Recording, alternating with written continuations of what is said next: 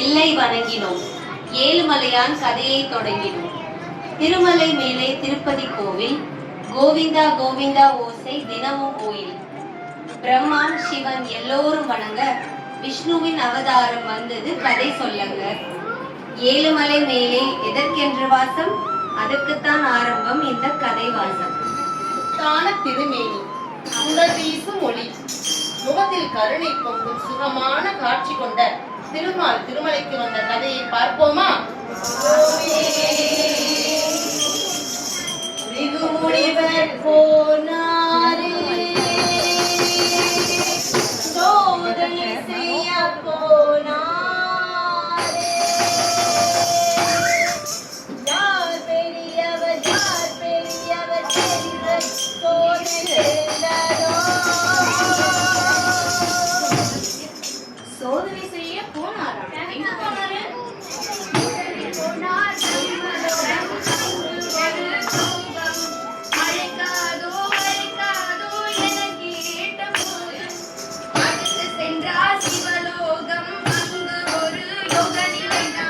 எங்கதான் போனாரு?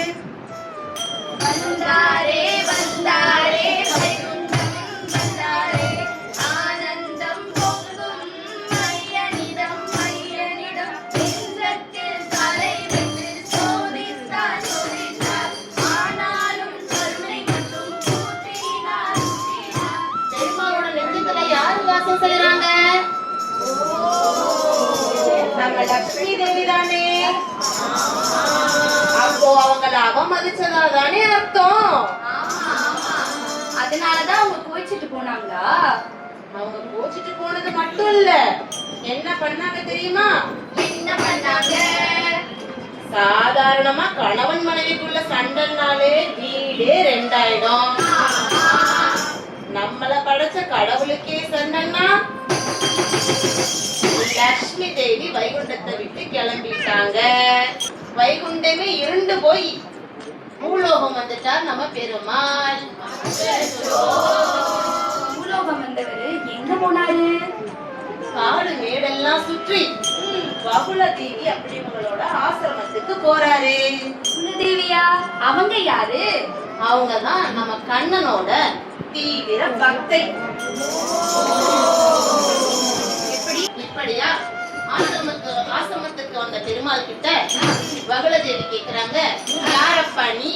உன் பேருக்கு யாரும் இல்லைங்க, நான் ஊரு ஊரா சுத்துற ஆளு, யாரு என்ன வேலை செஞ்சாலும் செய்வேன், என்ன பேருக்கு கூப்பிட்டாலும் பார்ப்பேன் அப்படின்னு சொல்றாரு.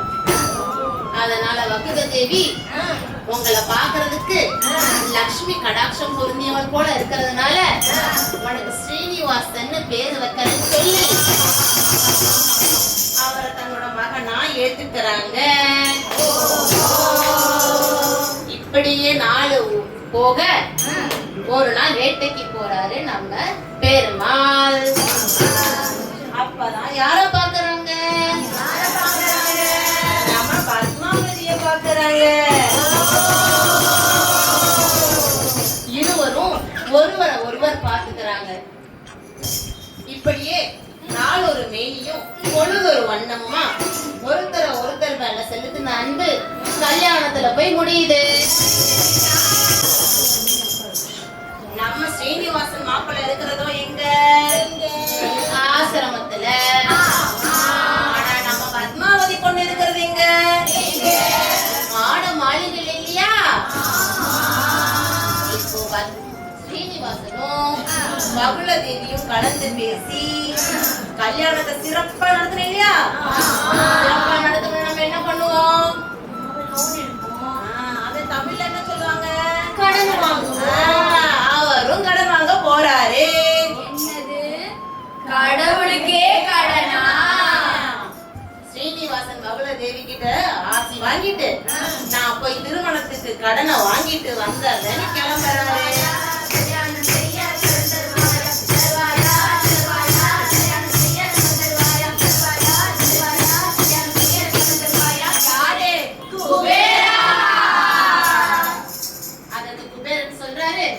ஸ்ரீனிவாசா, உனக்கு எவ்வளவு நகை பணம் எல்லாம் தரேன், ஆனா உனக்கு ஒரு நிபந்தனை.